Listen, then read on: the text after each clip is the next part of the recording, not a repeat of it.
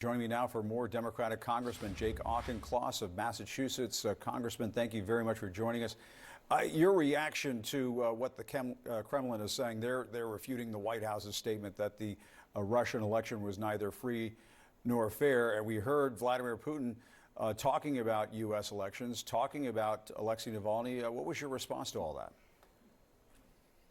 More lies from Vladimir Putin. Of course, the election was rigged and he did kill Navalny, but also bravery from the Russian people, not monolithically, not homogeneously, but they did respond to the calls from the opposition to show up at their polling locations at noon local time, to register discontent with the disastrous and self-defeating course that Vladimir Putin is putting Russia on right now.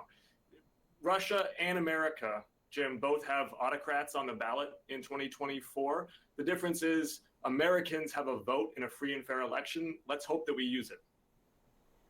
Yeah, I mean, since you brought up Donald Trump, I mean, I did want to ask you, we had this very spirited discussion at the top of the program with Alice and Maria. Your response to what Trump was saying over the weekend and the Trump campaign's insistence that he was simply talking about the auto industry when he was using the term bloodbath. I mean, we should note in his remarks, I mean, you can hear he talks about the auto industry, but he also says a bloodbath for the country if he doesn't win in the fall. What was your response to all that?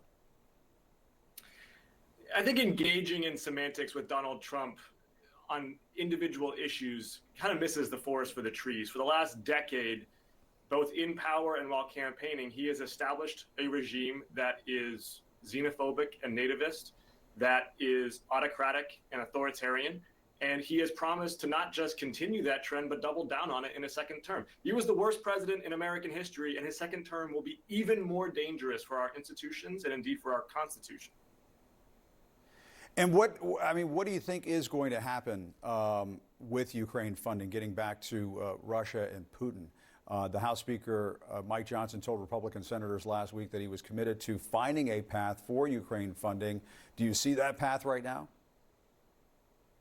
If moderate Republicans have the courage of their convictions, they tell me privately, these Reagan Republicans, that they support Ukraine and want to find a way to get it passed, but they won't say it publicly.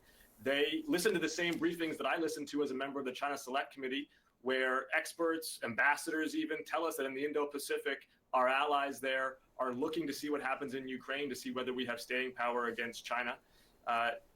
They run campaign ads quoting Ronald Reagan in their districts. And yet when the time actually comes for them to support Ukraine against Russia, which Ronald Reagan would have been vociferous and steadfast about, they shirk. And the reason they shirk is because they're afraid of Donald Trump. There's no other way around it.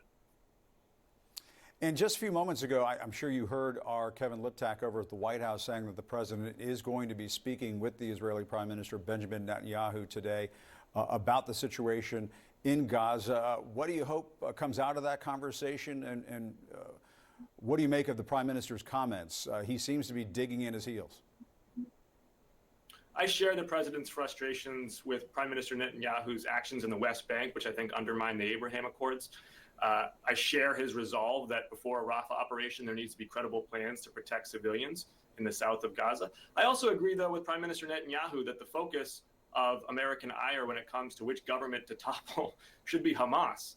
Hamas, which has in its charter the destruction of the Jewish state and the Jewish people. Hamas, which has promised to commit the atrocities of October 7th yet again. Hamas, which has violated 5 ceasefires since it's been in power. Hamas needs to be dismantled before there can be enduring peace between Israel and the Palestinian people. All right, Congressman Jake Auchincloss of Massachusetts, thanks very much for your time this morning. We appreciate it.